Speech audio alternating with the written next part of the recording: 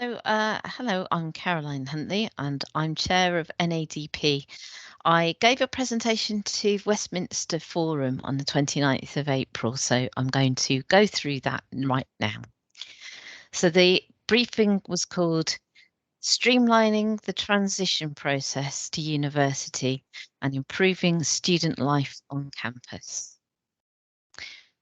So this is shown by NADP, and you can find out more about us by going to our website and look at the resources that we have to share there. I also work for the University of the Arts London as Head of Disability Services there at the moment. The next slide shows schools and the challenges that students face when they go from school to university. So at school, they know their support networks, they know who they need to contact, and there aren't that many of them. But of course, at university, there's a huge number of academic staff, different individual support every day potentially, and a lot to know and understand about how to get your support sorted out at university. And the best practice here would be a lot of care taken to explain confidentiality and how learning, teaching support documents work for the students, and training for school SENCOs, teachers, for example, widening participation initiatives by Aim Higher in London, University of Leeds, University of Leicester, for example, who provide support for teachers. And more transition challenges on the next slide. And there are many sources of support for students, all students who are starting at university, and it's multiplied many times for disabled students. So some of the sources of support when pupils are transitioning are really reliable. So if they contact, for example, UCAS, DSA, those type of um, people and disability support at universities, those are pretty much reliable sources of support, but sometimes people are missing. So they might think that an EHCP is directly transferred automatically, and that we know is not the case. And also misunderstandings about DSA and not advising students that they can't apply or they don't need to apply until they get there. And of course, it takes time to get your DSA in place. So it might slow down your application or, reduce your support when you get there. And some students even need to wait to start the next year, of course. So a couple of examples of this: a student contacting the university who requires personal care support that needs to be transferred by social services, or building changes to the accommodation, anything that needs to be changed or upgraded, or the room needs to be the right room. Perhaps the room's already taken, timetable's already set up, it might not be in an accessible place. And a good example, and that might lead to a student having to postpone or to struggle. So good example is a blind trainee teacher who got in touch in March for a September start. So they went through DSA, and even though the DSA package wasn't right in the first place, there was plenty of time to put that right. They could look at the best routes available to move around, and placements and all of that sort of thing could be found in advance. And that was all set up and ready by the time they got there. The best practice things for this are admissions departments at schools and universities to kind of talk to each other and ensure that students know they need to contact the university in advance. If you have a dedicated disability support desk at open days and off days, and even supply private 15-minute appointments so that you can have confidential chat with a disability advisor about things you need. So I'm not sure about this as best practice, but passports are being trialled at a DFE that carry your information through from one area of education to the other.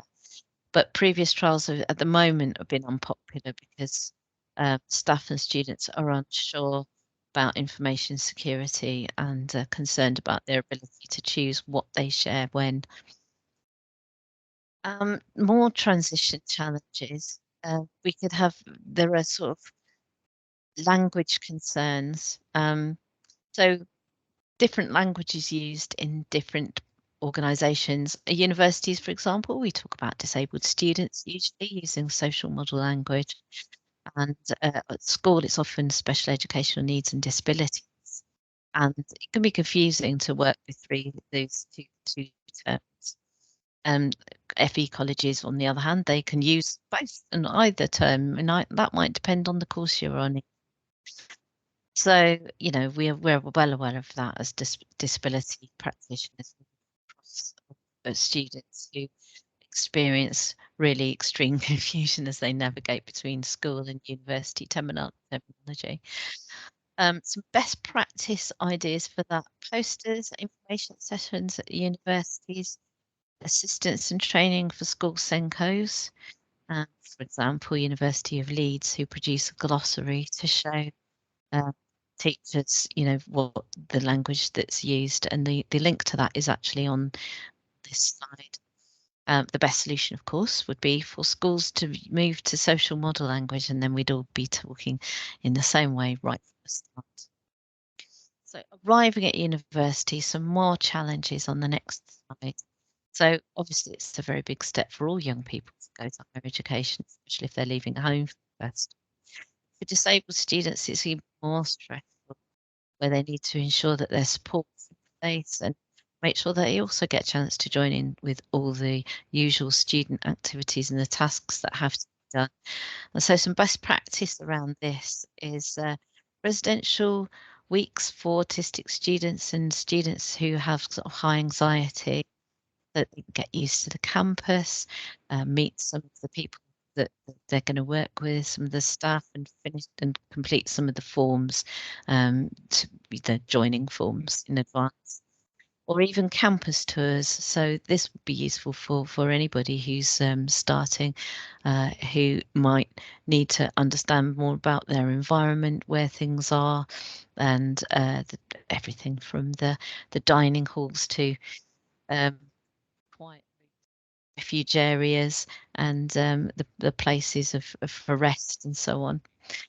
And another area of best practice is to have a disability advisor speaking at each induction for students. And although this is quite difficult to do at a busy time of year, but some universities have a link academic so that the academic understands the disability system very well, and they can be a familiar academic face and somebody the disabled student may feel confident and happy about talking to if they want to discuss personal information and share anything about their requirements. So learning support documents, of course, are best practice. Setting up the recommendation for things like additional time and other adjustments in the classroom and for assessment. Personalised libraries, IT tours are also really great if you can set those up for students individually. And the next slide is about teamwork. So of course, the vast majority of academic staff are very keen to support their students. Some are a bit apprehensive about the language they should use and how they should actually assist the student, and concerns about compromising academic rigour as well, things like that. And fitting in training, so a lot of disability teams offer training, but being able to fit that in is always difficult. It could be added to the compulsory induction. Not an easy thing to do, but it can be done. If that's done at your university, then all academic staff get the same introduction before they even start working with the students. And teamwork really is the best practice, that the links are strong between disability services and all the support departments. Also, the academic staff who and work together on the adjustments and understanding more about the academic rigor of each course. So, in conclusion, the final slide. Bernard Shaw said it first. The single biggest problem in communication is the illusion that it's already taken place. I don't think he said already, but here we go. Moving to higher education is totally new, but staff there are obviously used to supporting students all the time. So we need robust procedures in place to ensure that students are given all the information they need and no information is automatically presumed. Finally, the thing we need is time. Time to listen to students carefully and time to ensure we hear what they're saying and have the time to correct any misinformation that they may have already heard. Thank you.